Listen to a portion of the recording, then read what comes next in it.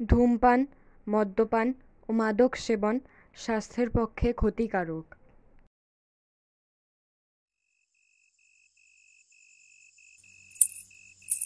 যামিনী বাবু, যামিনী বাবু, যামিনী বাবু, যামিনী বাবু, যামিনী বাবু, কি হলো?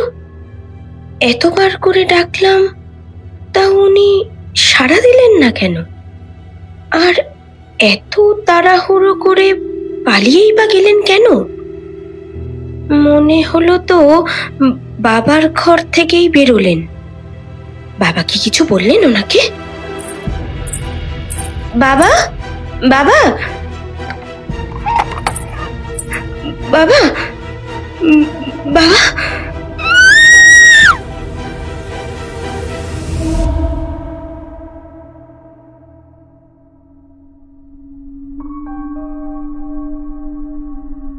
এক অজ্ঞাত ছুরির ফলা রক্ত খেয়ে গেল। কার ছুরি? জয়ন্ত মানিক কি পারবে এই রহস্যের কিনারা করতে? নমস্কার শ্রোতা বন্ধুরা, নিশি রাতের কত কথায় আজ আবার রহস্য, এক জমাট রহস্য।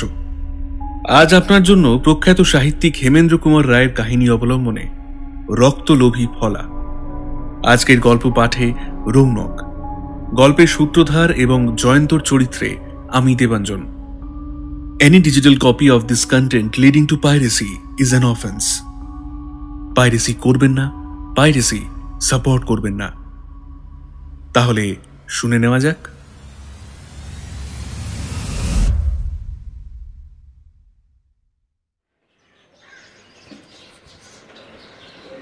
বৈঠকখানায় বসে দুজন চা পান করছিলেন। কমিশনার ডিটেকটিভ ইন্সপেক্টর সুন্দরবাবুর সঙ্গে গোয়েন্দা বিভাগের অ্যাসিস্ট্যান্ট ধরণীধর রায়চৌধুরী। ক্রমশই ঠান্ডা হয়ে আসছে বসন্তকালীন বৈকালী রোদ। হঠাৎ দরজায় দুই মূর্তিকে দেখে উল্লসিত কণ্ঠে সুন্দরবাবু বললেন, হ্যাঁ, জয়ন্ত আর মানিক যে। বধুয়া অসময়ে কেন হে প্রকাশ? মানিক বলল, অসময় কোথায়? চায়ের সময় তো সঠিক সময়। এই পথ দিয়ে যাচ্ছিলাম, এমন সময় আপনার তৈলমার্জিত টাক দরজা দিয়ে আমাদের দৃষ্টি আকর্ষণ করলো। আর অমনি আমাদের পদচারণা হলো অবরুদ্ধ। তারপর কাছে এসে ফস করে বেফাস কোনো কথা বলে সেই ভয় সুন্দরবাবু তাড়াতাড়ি বললেন, থাক, আর অত ব্যাখ্যা করে বলতে হবে না।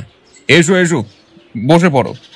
তারপর ভৃত্যের উদ্দেশ্যে চিৎকার করে বললেন, ওরে, আর দু পেয়ালা চা দিয়ে যা। তারপর গলা নামিয়ে জয়ন্তকে বললেন, জয়ন্ত, সুবিখ্যাত অ্যাসিস্ট্যান্ট কমিশনার ধরণীধর রায়চৌধুরীর সঙ্গে নিশ্চয়ই তোমাদের আলাপ পরিচয় নেই। ইনি তিনি ধরণীবাবু, এরা হচ্ছে জয়ন্ত আর মানিক। আমার মুখে এদের নাম শুনেছেন বোধ হয়। ধরণীবাবু আগে দুই বন্ধুর ওপর আপাদ মস্তক চোর ধরা দৃষ্টি বুলিয়ে নিলেন। তারপর ভারী কি চালে বললেন, শুনেছি এরা নাকি শখের গোয়েন্দাগিরি করেন। জয়ন্ত হাত জোর করে বলল, আগে হ্যাঁ, বিলাসিতাও বলতে পারেন। আপনার মতো নামজাদা একজন পেশাদার গোয়েন্দার কাছে আমরা তো পর্বতের কাছে নুড়ি পাথরের মতো তুচ্ছাদবি তুচ্ছ। ধরণীবাবু কিঞ্চিত খুশি হয়ে বললেন, দেখছি কথার জাদুতেও আপনি অতুলনীয়। বসুন বসুন, চা খান। কিন্তু গোড়াতেই বলে রাখা উচিত, আজ কিন্তু আমি এখানে সুন্দরবাবুর সঙ্গে একান্তে কিছু পরামর্শ করার জন্যই এসেছি। একান্তে মানে গোপনে? আগে হ্যাঁ। তাহলে সুন্দরবাবু, আজ আমরা এখানে চা না খেলেও পৃথিবী উল্টে যাবে না। তোমার কি মত জয়ন্ত? হ্যাঁ, আমাদের তাহলে আজ ওঠাই উচিত। আরে আরে, তাও কি হয়? চা খেতে আর তোমাদের কতক্ষণ লাগবে? ওইটুকু সময়ের মধ্যে এমন কোনো মহাভারত অশুদ্ধ হয়ে যাবে না। মানিক মাথা নেড়ে বলল, না মশাই, ওই ঘড়ি ধরে চা খাওয়া আমাদের ধাতস্থ নয়। অত তাড়াহুড়ো করে চা খেতে আমরা পারবো না, বুঝলেন? চা খাওয়ার মানেটা কি? হ্যাঁ, এক নিঃশ্বাসে চা গলাধঃকরণ করা? ধীরে সুস্থে দুটো গাল গল্প হবে না, একটু ফষ্টি নষ্টি করার সুযোগ পাবো না, তর্কাতর্কির চোটে চায়ের পেয়ালা ছলকে তরঙ্গ উঠবে না, তাহলে কি আর চা খাওয়া হয়? কাচুমাচু খেয়ে সুন্দরবাবু উঠে দাঁড়িয়ে বললেন, না ভাই, তোমরা চা না খেয়ে চলে গেলে আমার দুঃখের সীমা থাকবে না। বসো বসো, ওই দেখো চা চলে এসেছে। ধরণীধরবাবু বিরক্ত মুখে চুপচাপ বসে রইলেন।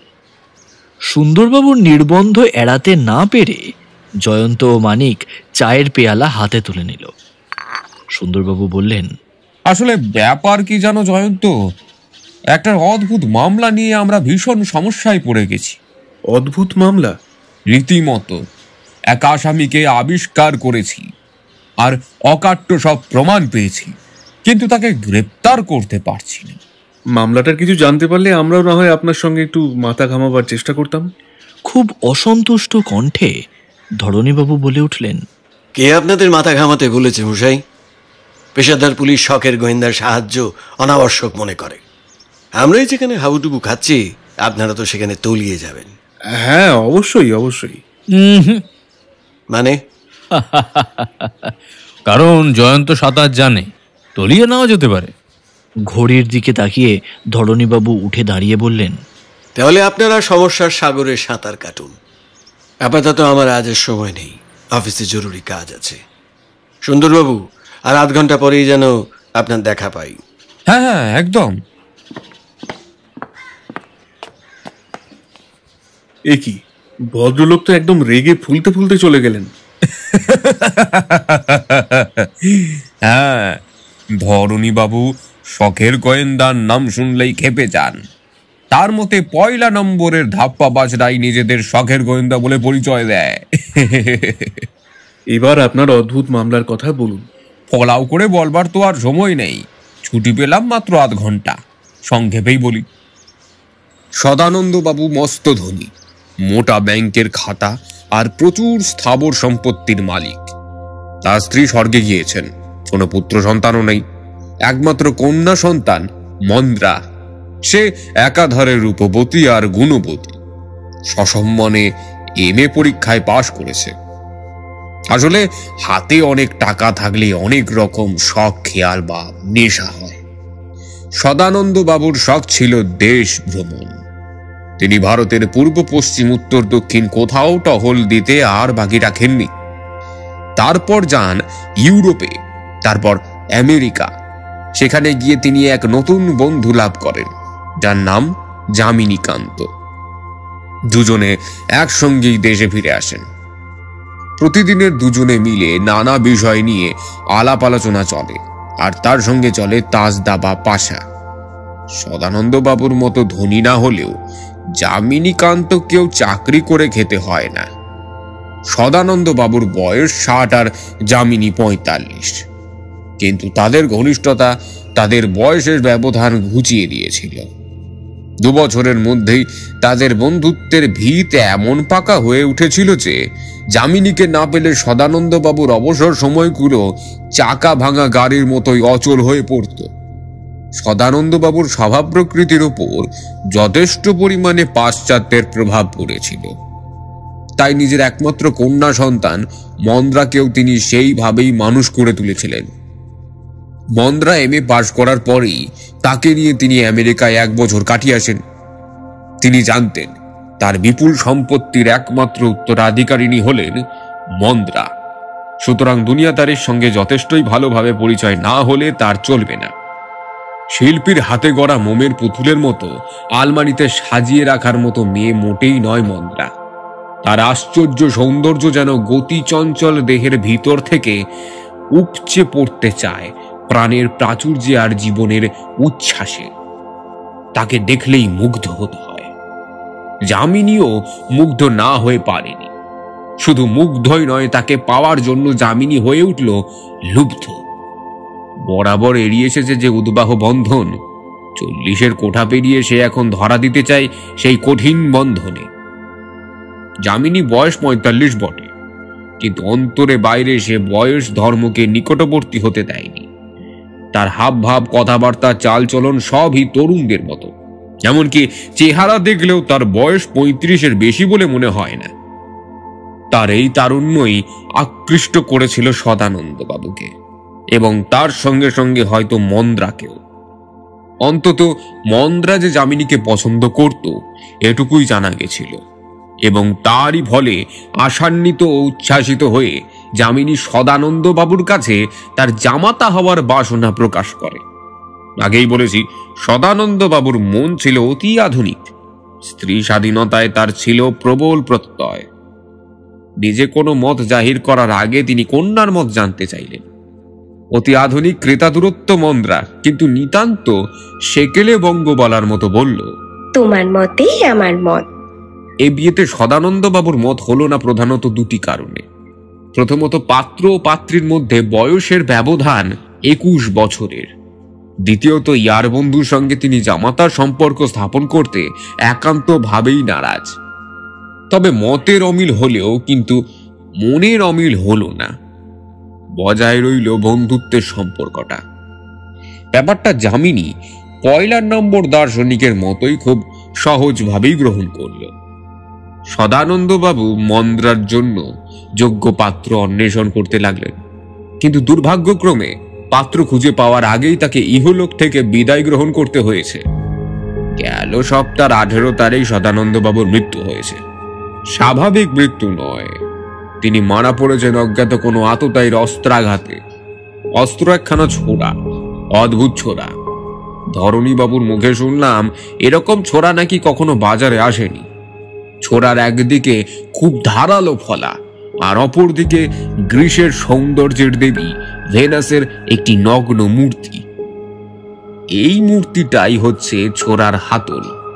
এটি জার্মানের ব্ল্যাক ফরেস্টের ছোড়া নামে বিখ্যাত। আমেরিকার বাজারেও তার চাহিদা যথেষ্ট। মূলত শিকারীরাই এই ছোড়া ব্যবহার করে। সদানন্দ বাবুর বুকের উপরে ছোড়াটি বিদ্ধ অবস্থায় পাওয়া যায়। হত্যার সময় কাল রাত্রি 9টা। ঘটনাস্থল সদানন্দ বাবুর শয়নগৃহ। শুধু খুন নয়, সদানন্দ বাবুর আলমারির ভেতর থেকে 5,000 টাকার নোটের তারা আর 15,000 টাকার জড়োয়ার গয়না অদৃশ্য হয়েছে। বাবার আর্তনাদ শুনতে পেয়ে মন্দ্রা তাড়াতাড়ি নিজের ঘর থেকে বেরিয়ে এসে উজ্জ্বল বৈদ্যুতিক আলোতে স্পষ্ট দেখতে পায় যামিনী দ্রুতপথ সিঁড়ি দিয়ে নিচে নেমে যাচ্ছে। মন্দ্রা বারবার যামিনী বাবু বলে ডাকাডাকি করলেও কোনো সাড়া পাননি। একতলায় নিজের ঘর থেকে সদানন্দ বাবুর ম্যানেজার হরিবাবু ও যামিনীকে সচক্ষে বেগে রাস্তার দিকে ছুটে যেতে দেখেছেন। মন্দ্রার মুখ থেকে আরো জানা গেছে ব্ল্যাক ফরেস্টের ওই ছোড়াখানার অধিকারী হচ্ছে যামিনী নিজেই। আমেরিকায় মন্দ্রার সামনেই নাকি সে ছোড়াখানা কিনেছিল। সব শুনে আমাদের দৃঢ় ধারণা হলো খুনি যামিনী ছাড়া আর কেউ নয়। তাড়াতাড়ি তাকে গ্রেপ্তার করে ফেলল, কিন্তু তারপরেই আমাদের চিত্ত বিভ্রম হবার উপক্রম। এ কি উদ্ঘট মামলা রে বাবা!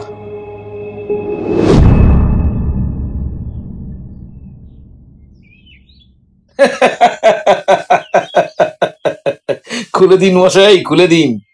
আমার এই নরম হাতে লোহার বেড়ি সহ্য হবে না। আপনারাই অপদস্থ ও বিপদগ্রস্ত হবেন। একদম চুপ, ছুঁচো শুয়োর। খুন করে এসে আবার লম্বা লম্বা কথা বলা হচ্ছে। ঘুষি মেরে না মুখ ভেঙে দেবো একদম। আরে আমি খুন করেছি তার প্রমাণ কি? মন্দ্রা দেবী আর তার ম্যানেজার দুজনের সচক্ষে তোকে পালিয়ে যেতে দেখেছে। ওরা ভুল দেখেছে। আর এই ভেনাস ছোড়াখানা কার? আমার বলেই তো মনে হচ্ছে। আমেরিকায় কিনেছিলাম, কিন্তু মাস 6 আগে আমার ঘর থেকে এই ছোড়াখানা চুরি গেছে। খবর নিয়ে দেখবেন যথাসময় থানায় ডায়েরিও করানো হয়েছে। তাই নাকি? কিন্তু জানিস কি এই ছোঁড়ার হাতলের ওপর খুনির আঙুলের ছাপ স্পষ্ট আছে। ঘটনাস্থলেও খুনির হাতের রক্তাক্ত ছাপ স্পষ্ট পাওয়া গেছে। তাও আবার এক জায়গায় নয়, 3 জায়গায়।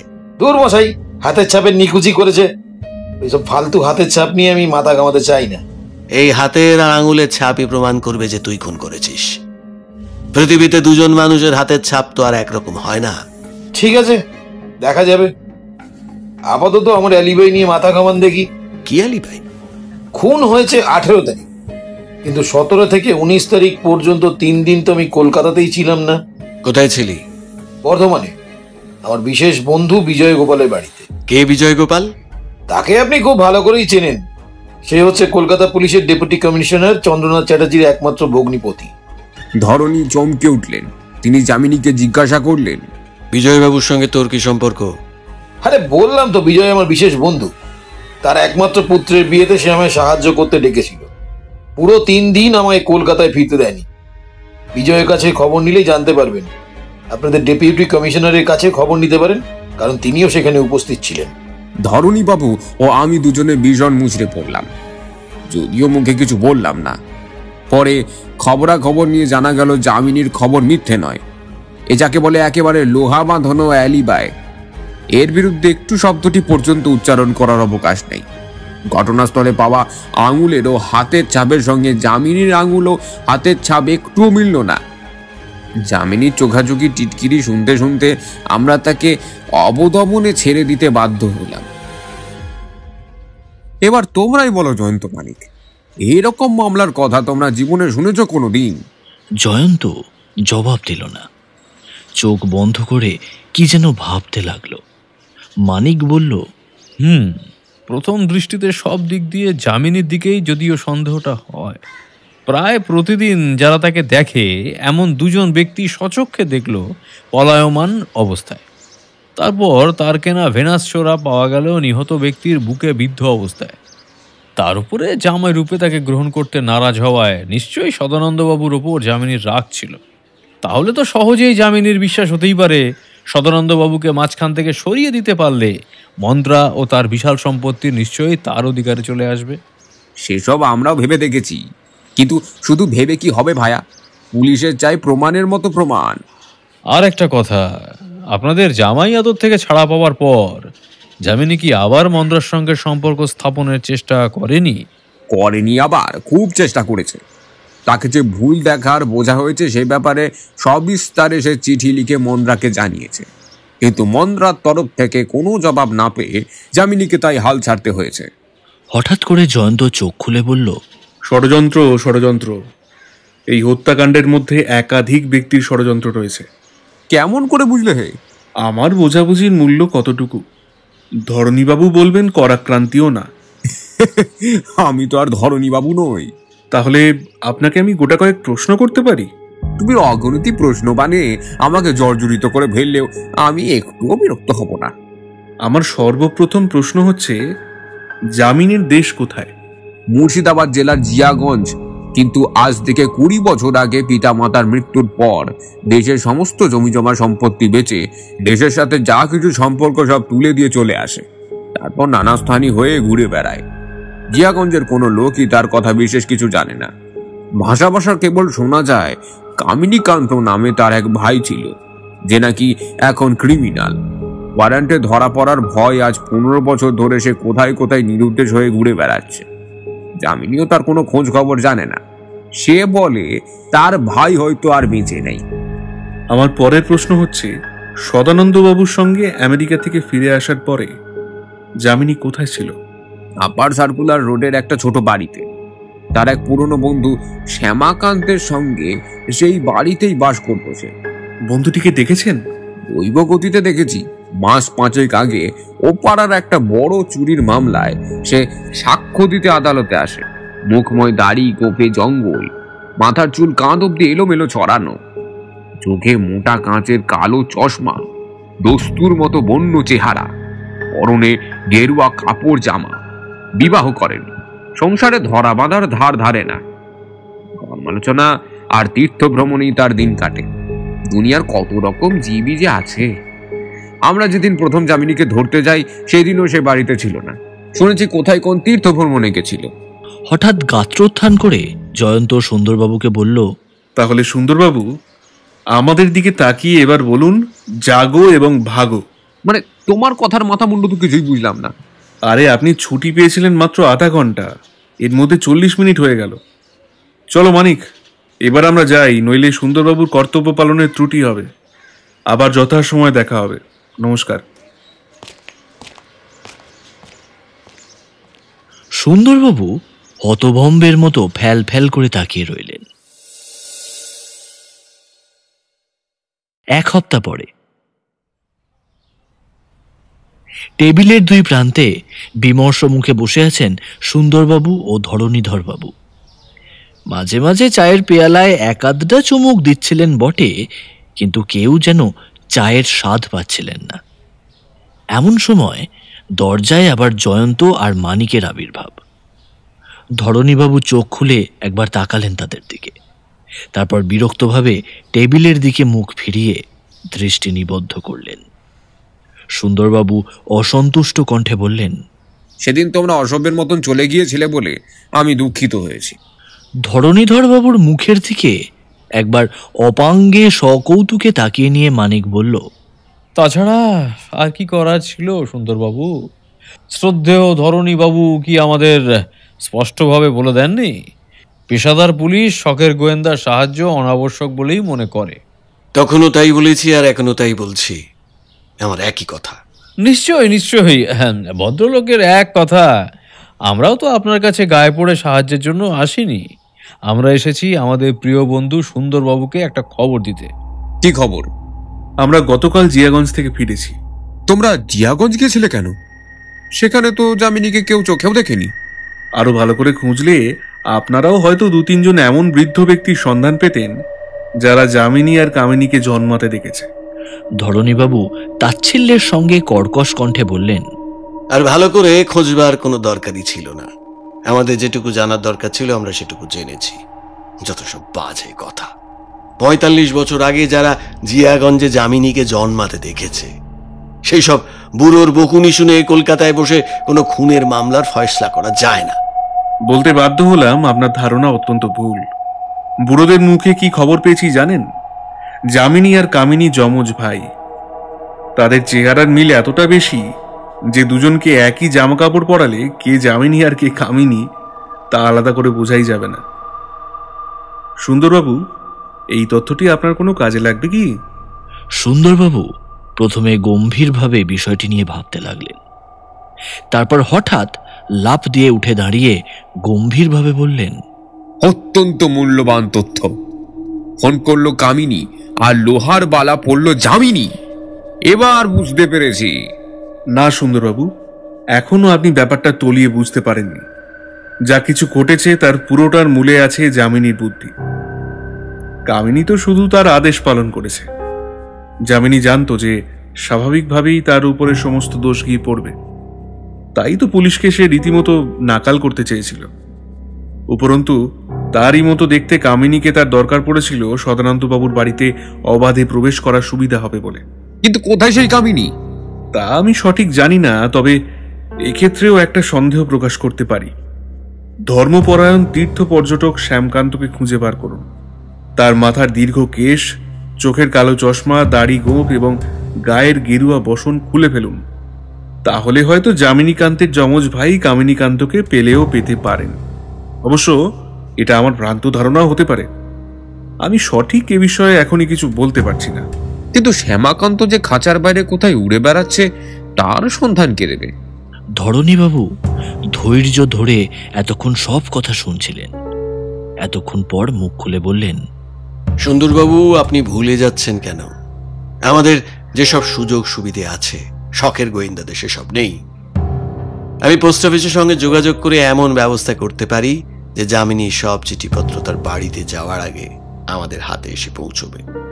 জয়ন্তবাবুর সন্দেহ যদি সত্যি হয়, তবে আজ হোক বা কাল হোক বা আগামী 6 মাসের মধ্যে কোনো না কোনো ইঙ্গিত নিশ্চয়ই পাওয়া যাবে। তোমাদের কি মত জয়ন্ত? আমাদের আর কোনো মতামত নেই। এখন তবে আসি। চলো মানিক।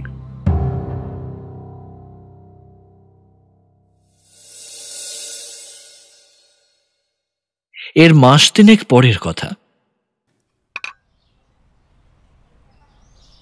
জয়ন্তদের প্রভাতী চায়ের আসর বসেছে। সুন্দরবাবুর সঙ্গে ধরণীধরবাবু সেখানে প্রবেশ করলেন। কেউ কিছু বলার আগেই সুন্দরবাবু বললেন, জয়ন্ত, আজ তোমাদের চায়ের আসরে ধরণীবাবু অনাহত অতিথি হতে চান। জয়ন্ত তাড়াতাড়ি উঠে দাঁড়িয়ে বলল, এ তো আমাদের পরম সৌভাগ্য। আরে আসুন আসুন, বসুন। ওরে মধু, জলদি চা নিয়ে আয়, সাথে টোস্ট আনতে ভুলিস না কিন্তু। আজ চা পান হচ্ছে গৌণ ব্যাপার।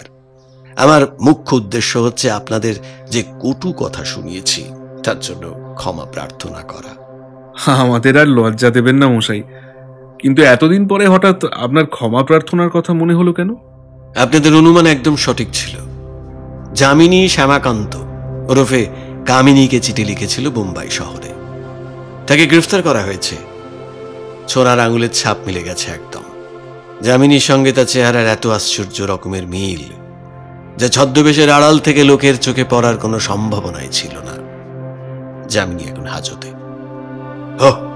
আপনি গোয়েন্দা বটে, অসাধারণ আর অতুলনীয়। Hats off to you. এতক্ষণ শুনছিলেন হেমেন্দ্র কুমার রায়ের কাহিনী অবলম্বনে রক্তলোভী ফলা।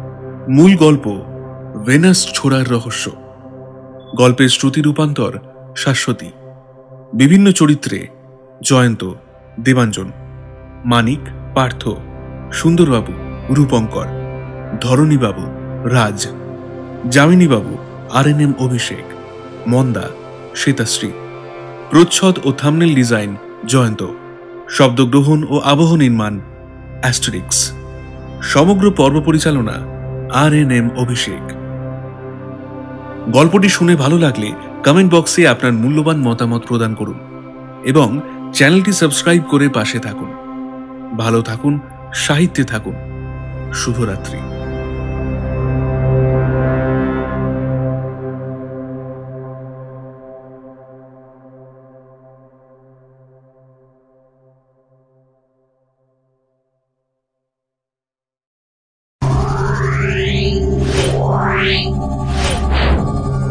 Meow.